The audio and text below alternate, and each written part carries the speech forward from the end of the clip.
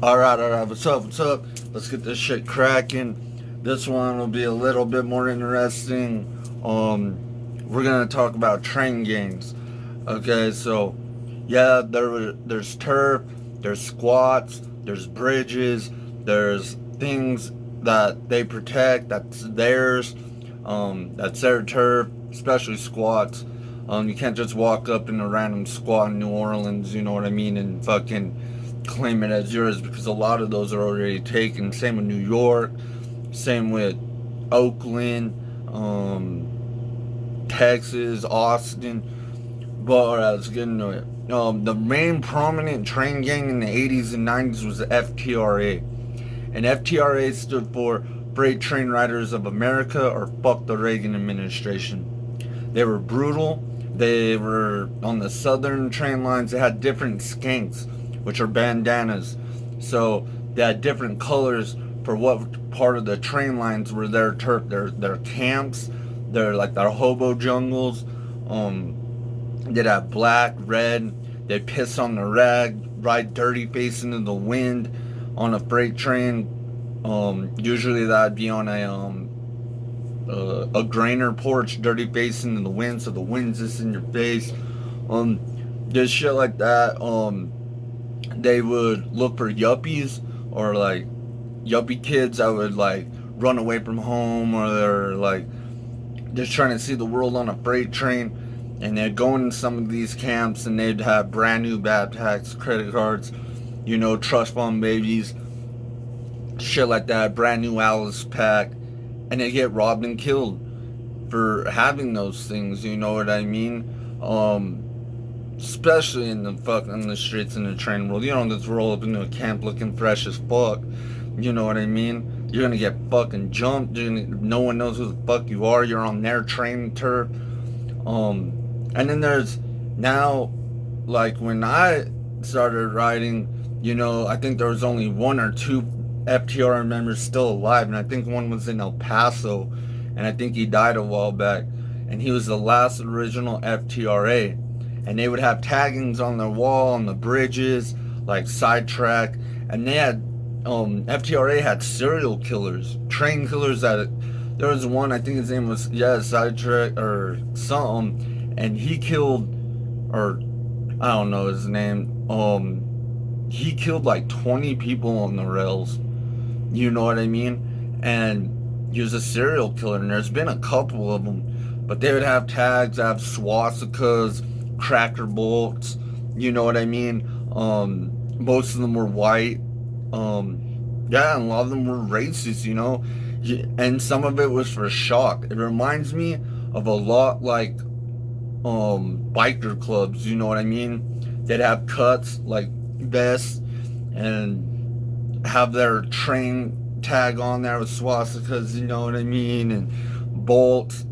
And nowadays it's frowned upon, you know what I mean? You go into the train circle today and you have swastika, they're gonna try to jump you. It's a bunch of pussy ass kids now that are like politically correct and like this, I don't know, they're like Antifa kind of, you know what I mean? And they're like, oh fuck, I did gay ass shit, bro. That wasn't me.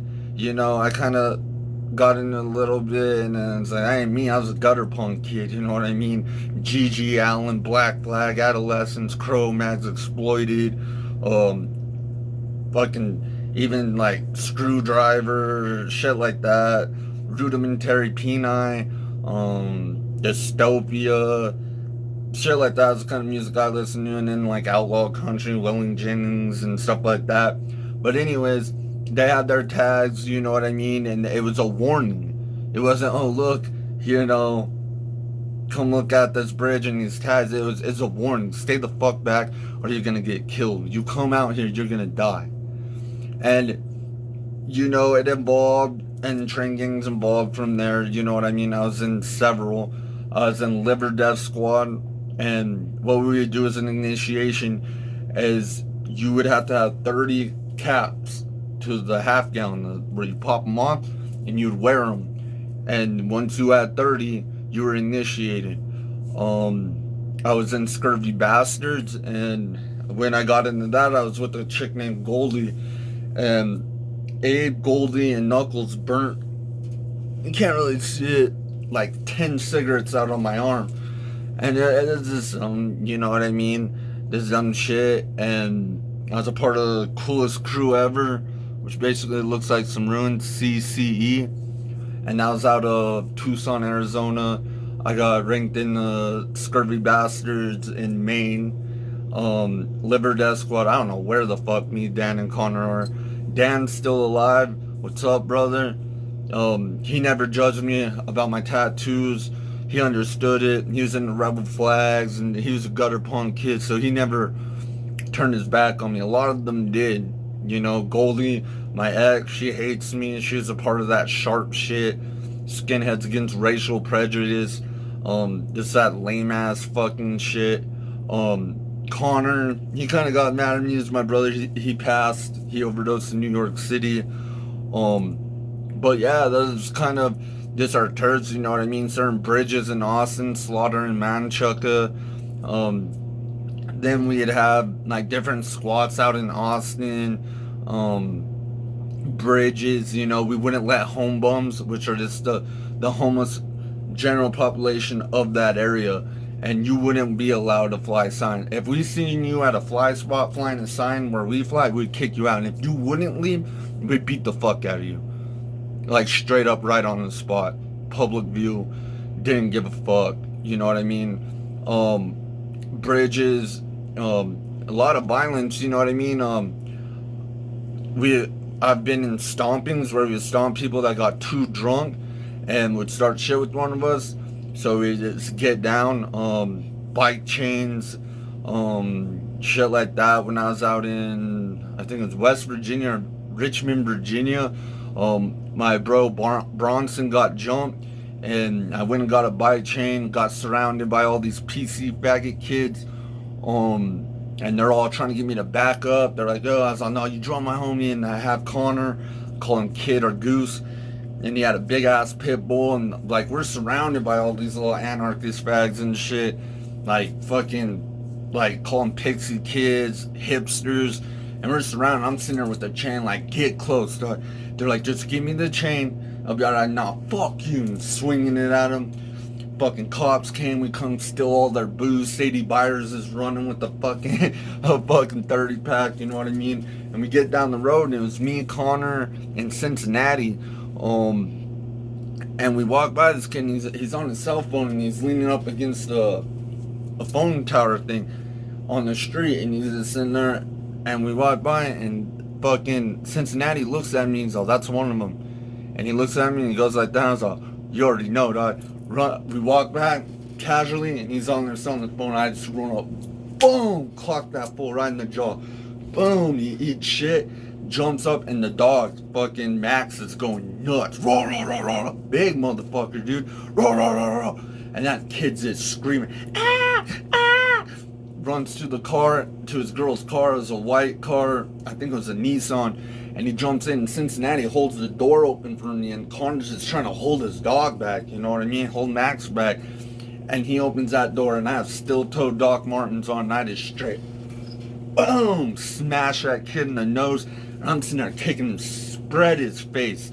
And his girl's screaming bloody murder. That's for fucking jumping Bronson. And like this kid, and he ends up in the hospital, fucked off. And like we go back to the camp, and Bronson actually yells at me. He's like, damn, dude, what the fuck? You fucked him up. I was like, yeah, he jumped you. And he's like, yeah, but he was still my friend. So they got mad at me. So I was expecting war right there. So they were at their camp with their little crew. And I was just trying to help him out. You know, he got jumped. You know, I don't like when people get jumped. So we're over with our crew, and we're sitting there with our fucking blades. You know what I mean? Hatchets, fucking chains, ready for war all night. And then like in the morning, like you could tell they're pussies, you know what I mean? So they didn't do shit, and we ended up splitting, and fucking Bronson never talked to me again. No retaliation. I never got fucked up for. I stayed I think in West Virginia another fucking couple weeks at Dead Rock and by the river. So then, yeah, that's just kind of a little bit of a clip, you know what I mean? I got a lot for you guys. It's gonna take me a while, and it's every day. Like little things like this are just making me have memories of the past. Some good, some bad. Most of mine were violent. Most of mine were locked up in county and through. I was locked up in different counties across the states for Thanksgivings, Christmases, um, NOPP in New Orleans when I first turned 18. And it's different politics in each jail. I don't know. I can get into that if you're interested. I got arrested in Atlanta, Fulton County, Cobb County, Georgia. Two of the worst jails I've ever been in my life. Usually jails don't bother me. They remind me of the streets. Sometimes when I was on the street, I'd get locked up on purpose because I knew I had a place to sleep.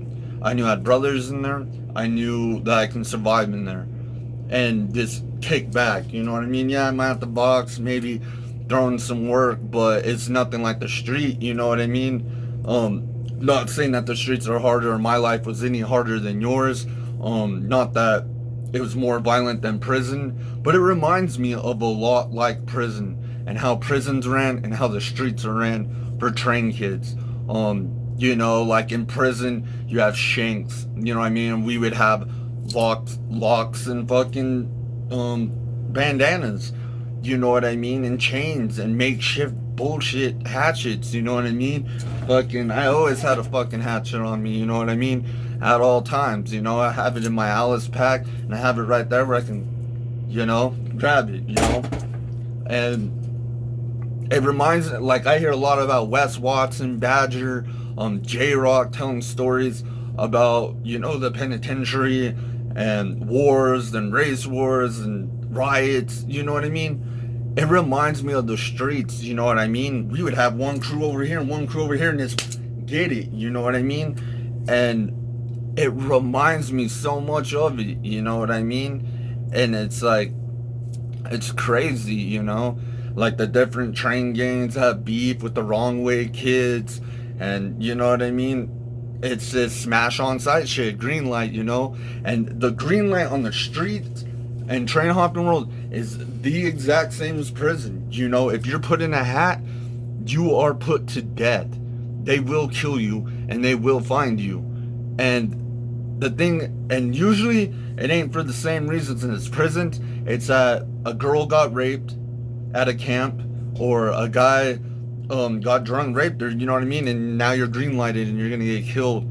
Or you rob someone, because there's a lot of theft on the street, you know what I mean? A lot of robbery. I've robbed people on the street. I've robbed camps. I was a pirate. Like I said, I thought I was a pirate. And that's exactly what the life was, you know what I mean? You would have camps with fucking rebel flags, fucking swastikas at front gate. I was an A camper, you know what I mean? They're called rainbow gatherings, and they happen about once a year, or twice. I think they have nationals and shit. And we'd be A camp, aggro camp, front gate. That's where you fought. That's where you drank. If you were a hippie and you came across, because we are the security of those gatherings, and you come across with alcohol, and we find out you have alcohol in Maine Meadow or that hippie bullshit, we'll come rob you. I remember me and Connor, we had a bunch of fucking black cats, and these guys are tripping on acid and shit, and we're throwing firecrackers at them, bro. It's like, oh, fuck you. It was war. It was war against us and the hippies and the hipsters and the PC kids and the Antifa kids. It was war, and we were gonna win, and you're not, because we are the more aggressive aggro alpha of the train world. You know what I mean? And it's like, speaking upon it, almost makes me miss it sometimes. People always ask me, are you ever gonna go back? Is that something you'd go back to? And I was like, nah. But, and sometimes I think about it, was I happier then or happier now? And out there in that mentality, I was an animal. Just like in prison, you're an animal. Your primal instincts come out. When you are put in a situation where you have to survive or die, you're a different person. Out here, yeah, I'm surviving, I'm hustling, but I'm not in that situation of, I could pass out at a camp and someone can come up on me and stab that fool. You know what I mean? I don't have to worry about that now. There's no danger in the life that lives at the oil field. You know, anything can happen. But I don't live like that anymore, and it's hard because the mentality is different. I don't know how to explain it. I'm sure Wes Watson then could tell you from being in prison. They don't glorify it, and I don't glorify the streets, or I try not to. So if you see me excited, it's because that was something that excited me in my life back then. You know what I mean? This the raw danger. It was what drew me. Hopping, running the next to that freight train with the backpack and a pit bull, getting your dog up there, making sure your road dogs out there. Your girls better get on there because if she gets left behind, that freight train ain't stopping for fucking nobody. Someone gets sucked under, get their legs cut off. You know what I mean? My other road dog, Keenan, Connor's twin brother, he got cut in half in Fort Worth, Texas. You know what I mean? It's most train kids don't live past 24. They don't. 24, 27, most of my road dogs died. I luckily quit. I was in New York City and I stopped. And I came back here to New Mexico and I never left since. But, back on the train gang shit, yeah, it's the same thing to a certain extent. There's initiations into the train world, at least in the train world I live in. The train world we live in. There's different scenes that come out. You have hippies doing it, and they're scared. They don't want to come into our camps, and I don't blame them. Especially once we drink 3.5 gallons a day. You know what I mean? Cheap ass whiskey, Kentucky Deluxe, or like space bags, we call them, wine. We'd go up to Walgreens, all run in, still 10, run back to the fucking train spot. No one's gonna stop us. You know what I mean? People are afraid. Like I said, it reminds me of a train club because we would do things in public to make people back down. Cops, everything. And camps would get raided by sheriffs. I get woken up with lights, batons, get the fuck out of here, squats. We would squat like hotels being built, you know what I mean? Brand new beds. Cops come in, get the fuck out of here. They don't want to take you to jail. They want you to leave. They're going to threaten you to the point that you leave where you're at. You know what I mean? Because they know if you go to jail, you're going to come back and you're going to go right back here to that train spot and you're going to wait. And if you get arrested, you're going to come back to that train spot. So either you have to hitchhike or not. I hated hitchhiking. I hated it. I did not like talking to people that I didn't know at the time. I did make a lot of money doing it, but we'll get into that. How much money I made versus now working in the oil field. I made more money on the streets than any job I have ever done, and that's a fact. Shit, I was pocketing in 500 every 3 hours sometimes. Just depends on where I am. You know what I mean? That's 30 hours on the interstate. You know what I mean? Is it right? No. Do I think is that a main reason why I stopped hopping freight trains? Yeah, it is. I felt like a piece of shit. I was taking hard-earned money that somebody went to work for and spending it on drugs, alcohol, booze, shit like that. I didn't do anything with that. Like, I could have had a car, house from being homeless. I have nothing to show for it. That's just something for you guys to ponder on. And you want to hear more about the violence, I guess. I didn't live a life of fairy tale out there. I didn't be like, oh, this is a world, I'm gonna explore it like a hippie. Oh, look at the main meadow. Nah, I was like, damn, these are different battlegrounds I have to go into, different fucking hoods, different barrios, different suburbs. Didn't know where the fuck I was, who I was dealing with, gangs, gangsters, but I was respected because a lot of gangsters respect us. Like Compton, where by the BART in Oakland, the ghetto, the hoods out there, they respect us because they're like, holy fuck, dude, you live the same life as us, but you're nomadic. Like, your hood is these streets everywhere, And when I'd hit New Orleans, we'd have different spots that were ours. By the wharf, by the river, is Scurvy Bastards, or it was. I mean, I haven't hopped trains in fucking years.